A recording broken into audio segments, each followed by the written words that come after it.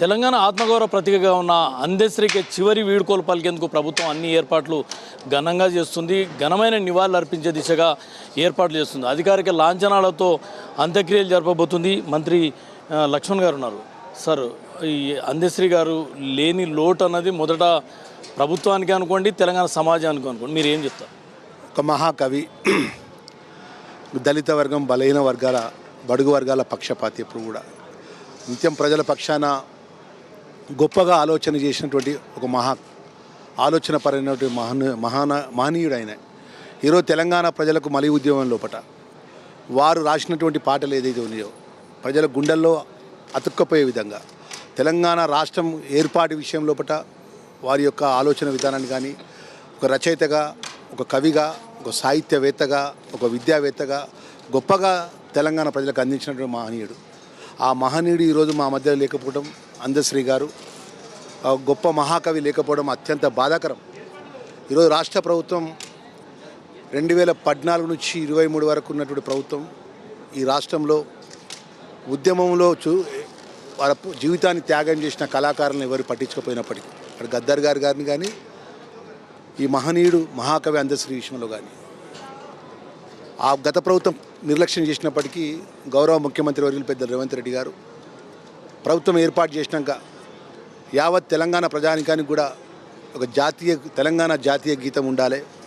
అది ఒక తెలంగాణ ప్రజల మనోభావాలు ఉట్టిపడే విధంగా తెలంగాణ యొక్క అన్ని వర్గాల ప్రజల యొక్క ఆలోచన పరంగా ఉండాలని చెప్పేసి ఈ మహనీయుడి యొక్క అందశ్రీ గారిని ద్వారా ఆ పాట రచయిత చేసి తెలంగాణ జాతీయ గీతగా పాఠంగా ఏ ఒక్క కార్యక్రమం చేసిన రాష్ట్ర ప్రభుత్వం అధికార పరంగా ఆ కార్యక్రమం ముందు ఆ యొక్క పాటను అందరూ కూడా ఏదైతే మనం జాతీయ గీతం ఏ విధంగా అయితే ప్రభుత్వ పరంగా చేస్తామో ఆ విధంగా రాష్ట్ర ప్రభుత్వం కూడా ఆలోచన చేసింది. ఇంత గొప్పగా రాష్ట్ర ప్రభుత్వం గుర్తించి ఈరోజు మీ అందరికీ తెలుసు, మీడియా సాక్షికి యావత్ తెలంగాణలో ఉన్నటువంటి కళాకారులను, కవులను తెలంగాణ ఉద్యమం కోసం జీవితాన్ని త్యాగం చేసిన వరకు రాష్ట్ర ముఖ్యమంత్రి వరకు తెలంగాణ తల్లి విగ్రహం రోజు గౌరవంగా వారిని సత్కరించుకొని నగదు ₹1 కోటి నగదు వారికి ఇవ్వడం జరిగింది. వారికి ఇళ్ల స్థలాల విషయంలో కూడా ప్రభుత్వం హామీ ఇవ్వడం జరిగింది.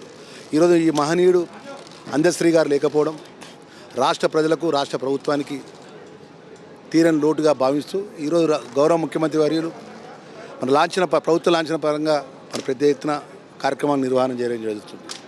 దానిలో భాగంగా ఈరోజు రాష్ట్ర మంత్రిగా మన ప్రభుత్వం తరఫున ఇక్కడ ఏదైతే జిల్లాకు సంబంధించి జిల్లా కలెక్టర్ గారు కానీ, special secretary for adviser for the Srinivasaraju గారు కానీ, యంత్రాంగం అంతా కూడా R&B డిపార్ట్మెంట్ కానీ అధికారులంతా కూడా ఇక్కడ ఎప్పటికప్పుడు పనులు పూర్తి చేసి మన గొప్పగా ఏర్పాట్లు ఇక్కడ కూడా ప్రజలకు వచ్చినటువంటి తెలంగాణ యావత్ అన్ని ప్రాంతాలకు ప్రజలకు ఇక్కడ ఇబ్బంది జరగకుండా ఏర్పాటు చేయడం జరుగుతుంది.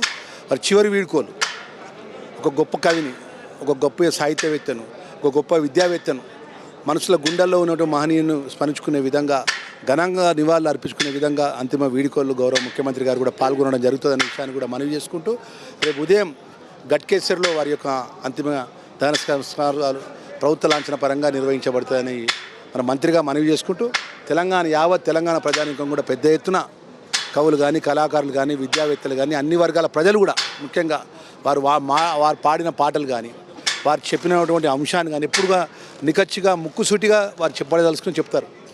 ఎవరికో ఒక వ్యక్తికి అనుకూలంగా ఎప్పుడు మాట్లాడు, సమాజానికి, ప్రజలకు, పేద వర్గానికి మంచి చేసే విధంగా వారి యొక్క మాట కానీ, వారి యొక్క గానం కానీ, వారి రచయిత కానీ ఉంటుంది. కాబట్టి ఆ మహనీయుడి యొక్క ఏదైతే ఈ తెలంగాణ జాతికి ఇచ్చినటువంటి వారి యొక్క కవి ద్వారా వారు ఇచ్చినటువంటి సాహిత్యాన్ని మరవలేదనే విషయాన్ని మనవి చేస్తున్నాం. గతంలో కొంత నిర్లక్ష్యానికి గురైనప్పుడు కూడా మీ ప్రభుత్వం వచ్చిన తర్వాత జయ తెలంగాణను ఇవ్వడం, గౌరవించడం జరిగింది. నెక్స్ట్ ఇప్పుడు అందశ్రీ ఆశయాలు అనుగుణంగా ఏమైనా ప్రణాళికతో వెళ్ళే అవకాశం ఉంటుందా? ప్రభుత్వం దృష్టిలో ఏమైనా ఉన్నాయి?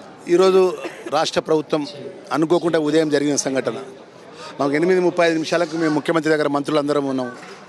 విషయం తెలంగాణ చాలా దిగ్బంధం తెలియజేసింది. ఎందుకంటే స్వయంగా ఒక రాష్ట్ర ముఖ్యమంత్రి అయి కూడా అందశ్రీ గారిని పక్కన కూర్చుని ఈ తెలంగాణ ప్రజలకు ఒక జాతీయ గీతం ఉండాలి, తెలంగాణ జాతీయ గీతం అనే ఒక పేరు పరంగా ఉండాలని వారి దగ్గరుండి వారి యొక్క మనోభావాలు, తెలంగాణ ప్రజల యొక్క ఆలోచన విధానాన్ని, వారి యొక్క ఆ రచన రూపకంగానే మీకు తెలుసు, మీ అందరికీ మీడియా సాక్షిగా అనేక సందర్భంలో అందశ్రీ గారు పక్కన కూర్చొని పెట్టుకొని ఈ విధంగా ఉండాలి సారాంశం అనే విషయాన్ని తెలంగాణ యొక్క యావత్ అన్ని వర్గాల ప్రజల యొక్క ఆలోచన విధానాన్ని ఆ పాటలో చెప్పడం జరిగింది. మేము ఒక మంత్రిగా మేము అధికార కార్యక్రమాలు పోయినప్పుడు ఆ పాట వేసిన తర్వాతనే అధికార కార్యక్రమం మొదలు పెడతారు జిల్లా కలెక్టర్ గారు కానీ మంత్రి గారు కానీ. అంత గొప్పగా గౌరవించుకున్నాం.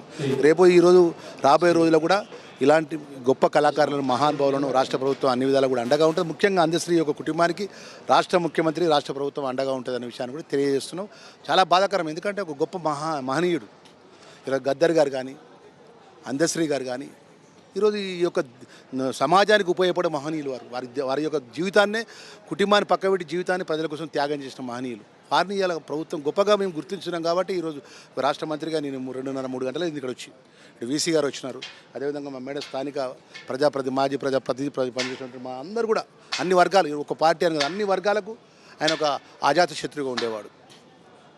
నిజంగా బాధాకరం, చాలా సంతాపం. అదే ప్రగాఢంగా వారి కుటుంబానికి అన్ని విధాల దేవుడు ధైర్యాన్ని ఇవ్వాలని కోరుకుంటూ ప్రభుత్వం కూడా అండగా ఉంటుందని కూడా తెలియజేస్తుంది. సార్, అందశ్రీ అంటే ఒక గొప్ప రచయిత. ఆయన మీరు చాలా చూసింటారు, వీసీగా ఉన్నారు. అవి ఎలా మీరు ఆయన గురించి చెప్పాలంటే ఏం చెప్తారు? ఈరోజు అందశ్రీ గారు లేరు అనడం జీర్ణించుకోలేకపోతున్నాం. అట్లాగే ఉస్మానియా యూనివర్సిటీతోని తనకు 20 నుండి 30 సంవత్సరాలు సంబంధం ఉంది. ఆయన మార్నింగ్ వాక్ నుండి ఈవినింగ్ వాక్ వరకు మధ్యలో ఎక్కడ భోజనం చేసేవాడో ఎక్కడ టిఫిన్ చేసేవాడో తెలియదు, కానీ పచ్చటి వాతావరణంలో చెట్ల కింద కూర్చొని తన యొక్క కవితలు చాలా అద్భుతంగా రాసుకుంటూ తన యొక్క ఏదైతే ఇష్టపూర్వకమైన అంటే ప్రకృతితో గడపడం అనేది చాలా ఇష్టము. ఆ ప్రకృతితో గడపడంతో పాటు తను మంచి కవితలు రాసుకుంటూ మన తెలంగాణ రాష్ట్రానికి ఒక మంచి గీతాన్ని అందించారు. అది ప్రజలు ఎప్పటికి కూడా మర్చిపోరు. అది ఎప్పటికి కూడా ఈ మధ్య సీఎం రేవంత్ రెడ్డి గారు వచ్చినప్పుడు ఆ రోజు ఈ యొక్క జాతీయ గీతం జనగణమన ఇది అయిన తర్వాత కూడా తను స్పెసిఫిక్గా చెప్పి తెలంగాణ గీతాన్ని కూడా వేయమని చెప్పేసి మాకు చెప్పడం జరిగింది. మేము ఆల్రెడీ ప్లాన్ చేశాము, కానీ ఏదైనా చేయలేదేమో అనుకొని తను రిమైండ్ చేశారు. సో ఎంబటే లేసి అందరూ కూడా లేచి ఆ పెద్ద ఎత్తున అంటే ఆ పాటను ఆస్వాదించారు మళ్ళొకసారి. అట్లా తన foundation day Osmania university 108 foundation day రోజు వాలిటరీ ఫంక్షన్లో వచ్చి తనకు గొంతు సరిగ్గా లేదని పాట పాడలేదు, కానీ నా గురించి 2 ముక్కలు చెప్పారు. అంటే నాలెడ్జ్ అనేది ఎవరి సొత్తు కాదు, అట్లాగే సునామీలాగా చుట్టేసి వీసీ పోస్ట్ కొట్టేసిండని చెప్పి ఎంతో అంటే హ్యాపీనెస్తోని ఆ వీడియో ఇప్పటికి కూడా ఉంది. ఈరోజు నా స్టేటస్లో కూడా పెట్టాను. చాలా చక్కగా చెప్పారు. అప్పటి వరకు కూడా అంటే నేను సారు ఎప్పుడు కూడా కలవలేదు, ఆ విషయం కూడా చెప్పారు. ఈ సార్ ఎవరో నాకు తెలియదు, కానీ నేను చెప్పంగా విన్నాను అని చెప్పేసి తన యొక్క పదునైన ఏదైతే మాటల పదాల ఏదైతే ఉన్నాయో ఆయనకు అంటే సహజంగా ఆయన కవి కాబట్టి చాలా చక్కగా అప్పటిదప్పుడే చాలా మంచిగా అంటే లైక్ ఒక అద్భుతంగా నా గురించి కొంత చెప్పడం జరిగింది. యూనివర్సిటీ గురించి కూడా చెప్పడం జరిగింది. మినిస్టర్ గారు చెప్పినట్టు ఎప్పుడు కూడా తను పర్సనల్గా ఎవరిని ప్రే చేయకున్నా సిస్టమ్ గురించి అట్లాగే మన యొక్క సొసైటీ గురించి చాలా అంటే ఆలోచించేవారు. సొసైటీకి యూజ్ఫుల్ అయ్యే విషయాలు అద్భుతంగా తను పాటల రూపంలో అందించిన ఒక మహాకవి. తెలంగాణ ఉద్యమంలో ఆ తర్వాత కొన్ని సినిమాలు జైబోలో తెలంగాణలో ఒక పాట ఎంత అద్భుతంగా ఉంటుందంటే అది చూసినప్పుడు అందరికీ రోమాలను నిక్కబొడుస్తుంటుంది ఆ సినిమా చూసినప్పుడు, ఆ పాట వింటున్నప్పుడు కానీ. సో అట్లాగే ఈ రకరకాల పాటలు తెలంగాణ ఉద్యమంలో కీలక పాత్ర వహించి అందరినీ అవేర్నెస్ క్రియేట్ చేసి ఆ తెలంగాణ రావడం సాధించడంలో చాలా ఒక పాత్ర ఎనలేదనేది నేను అనుకుంటున్నాను. వారి ఆత్మకు శాంతి చేకూర్చాలని అట్లాగే వారి కుటుంబ సభ్యులందరికీ కూడా నా ప్రగాఢ సంతాపం తెలియజేస్తున్నాను. అతని యొక్క like you know rest in peace అంటే ఆయన ఏదైతే తన విడిచి వెళ్ళిపోయారో ఆయన యొక్క ఆత్మ యూనో ఇచ్చేయాలని చెప్పేసి ఓయూ అంటేనే ఓయూ తెలంగాణ ఉద్యమానికి ఓయూకు ప్రొఫెసర్ కాసింకు అందశ్రీకి ఒక అనుబంధం ఉన్నది. చాలా సందర్భాల్లో చూసాం, ఆయన కూడా చాలా సందర్భాలు చెప్పారు కూడా. మీరు ఎలా చూస్తుంటే ఇప్పుడు అందశ్రీ దూరమైంది? అందశ్రీ తెలంగాణ సమాజానికి అంది వచ్చిన ఒక అద్భుతమైన కవి. ఆయన మిగతా కవులతో ఆయనకి ఉండే ప్రత్యేకమైన తేడా ఏమిటంటే రామాయణం రాసినప్పుడు వాల్మీకి గారు ఒక ఆదివాసి బిడ్డగా ఉండి రామాయణం రాశాడు ఎక్కడ చదువుకోకుండా అని అంటాం.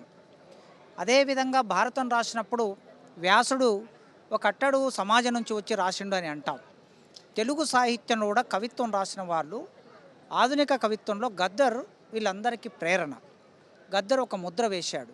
కానీ గద్దర్ ఇంజనీరింగ్ చదువుకున్నాడు, తర్వాత గూడంజన్న డిగ్రీ చదువుకున్నాడు, గోరెటి వెంకన్న పీజీ చదువుకున్నాడు. ఇలా చెప్పుకుంటూ పోతే పాట రాసిన కవులందరూ గొప్ప కవులు, చదువుకున్నారు వాళ్ళు. ఏ అక్షరం ముక్క చదవకుండా బడికి వెళ్ళకుండా పాండిత్యాన్ని ఒడిచి పట్టుకున్నటువంటి కవి అందశ్రీ. కనుక ఒక వాల్మీకిలాగా తపస్సు చేసి అనే మాట మనం వాడలేము, కానీ తన స్వయం శక్తితో అక్షరాన్ని పట్టుకున్నాడు. పశువుల కాసే పోరగాడిగా పశువుల కాశాడు, రాళ్ళల్లో రప్పల్లో తిరిగాడు, గుట్టల్లో తిరిగాడు, తిండి లేక ఆకలికి అలమటించాడు, ఉండడానికి ఒక సొంత ఇల్లు లేక ఒక సొంత కుటుంబం లేక అలా ప్రకృతిలో భాగమయ్యాడు. ఆ ప్రకృతి నుంచి ఆయన పాట కవిగా ఎదిగిన క్రమాన్ని మనం చూస్తాం. అందుకే ఈ మానవ సమాజంలో గ్లోబలైజేషన్ వచ్చిన తర్వాత విలువలు పతనమైపోతున్నప్పుడు ఆయన రాసిన పాట ప్రతి ఒక్కరికి కంటతా ఉంది. మాయమైపోతున్నడమ్మో మనిషన్న వాడు మత్సుకైన కానరాడు అనే పాట. ఇది ఒక ఎత్తు అయితే, రెండవది తెలంగాణ ఉద్యమాన్ని నడపడానికి కొన్ని వేల పాటలు వచ్చాయి, కానీ అందశ్రీ రాసిన పాట దానికి అదిగినే ఒక గొప్ప పాట. 2008 93లో ఆయన మొదటి పాట వచ్చింది. ఆ తర్వాత వరుసగా పాటలు రాస్తూ వచ్చాడు. 2008 నుంచి జయ జయ హే తెలంగాణ అనే పాట అనధికారికమైన రాష్ట్ర గీతమైంది. మా తెలుగు తల్లికి మల్లెపూదండ అనే పాట పక్కకి వెళ్ళిపోయింది తెలంగాణలో. తెలంగాణ ప్రభుత్వం ఏర్పడకపోయినా, రాష్ట్రం ఏర్పడకపోయినా అనధికారికంగా స్కూళ్ళల్లో కాలేజీలలో ప్రతి చోట జయ జయ తెలంగాణ, ఏదైనా సభ మొదలు పెడితే జయ జయ తెలంగాణ పాటతో మొదలైంది. అది ఆయన గొప్పతనం. అట్లా ఏమి చదువుకుని ఒక కవి పాండిత్యాన్ని పట్టుకోవటం అనేది చాలా అరుదు. ఛందోబద్ధంగా రాసేవాడు ఆయన, అలంకారికంగా రాసేవాడు. అలాంటి గొప్ప కవి వాళ్ళ మన ముందు లేడు, కానీ ఆయన సాహిత్యం మన ముందు ఉంది. ఆ సాహిత్యం ఎప్పుడైనా సరే కవి నిలబడి ఉంటాడు. రాజు మరణించనొక తార రాలిపోయే, సుకవి మరణించనొక తార గగనమెక్కే, రాజు జీవించే రాతి విగ్రహములందు సుకవి జీవించే ప్రజల నాలుకల యందు అన్నాడు. ఈయన సుకవి, మంచి కవి, ప్రజల నాలుకలో జీవిస్తాడు. ఇవాళ ఆ కుటుంబానికి మనం ఆయన లేని లోటును తెచ్చివ్వలేము, కానీ తెలంగాణ సమాజం అంతా ఆయన వెంట ఉంది అనే ఒక ఆత్మ బలాన్ని ఆ కుటుంబానికి మనం ఇవ్వాలి. రేవంత్ రెడ్డి గారు ప్రభుత్వం ఏర్పాటు చేసిన తర్వాత ఈయన గీతాన్ని రాష్ట్ర గీతంగా ప్రకటించాడు. అది ఆయనకు దక్కిన అరుదైన గౌరవం. ఈయన కులాన్ని అంగీకరించాడు, కానీ మొత్తం 29 రాష్ట్రాల్లో భారతదేశంలో రాష్ట్ర గీతము రాసిన అట్టడుగు వర్గాల నుంచి వచ్చిన ఏకైక కవి అందశ్రీ.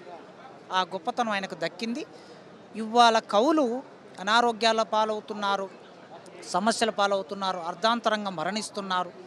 కవులు కళాకారులని ప్రభుత్వం పట్టించుకోవాలని ఈ సందర్భంగా నేను రేవంత్ రెడ్డి గారికి విజ్ఞప్తి చేస్తూ ఆ కుటుంబానికి మా ఉస్మానియా యూనివర్సిటీ తరపున ప్రగాఢ సానుభూతిని వ్యక్తం చేస్తుంది. ఇది మొత్తానికైతే తెలంగాణ ఆత్మగౌరవ ప్రతీకగా ఉన్న అందశ్రీ ఆశయాలను ముందుకు తీసుకెళ్లేందుకు అందరూ తెలంగాణ సమాజం అంతా పనిచేయాలంటున్నారు. అందశ్రీకి చివరి వీడుకోలు పలికేందుకు భారీ ఏర్పాట్లను ప్రభుత్వం చేసింది. ఇక్కడికి ప్రస్తుతం ఇండోర్ స్టేడియంలో అందశ్రీ పార్థివ దేహం ఉంది. సందర్శకులందరూ కూడా అక్కడ సందర్శించుకుంటున్నారు, ఘన నివాళులు అర్పిస్తున్నారు. అక్కడ కొంత స్పేసియస్గా లేదు, కొంత కంజెస్టెడ్గా ఉన్న నేపథ్యంలో ఇక్కడ ప్రత్యేకమైన ఏర్పాట్లను ప్రభుత్వం చేసింది.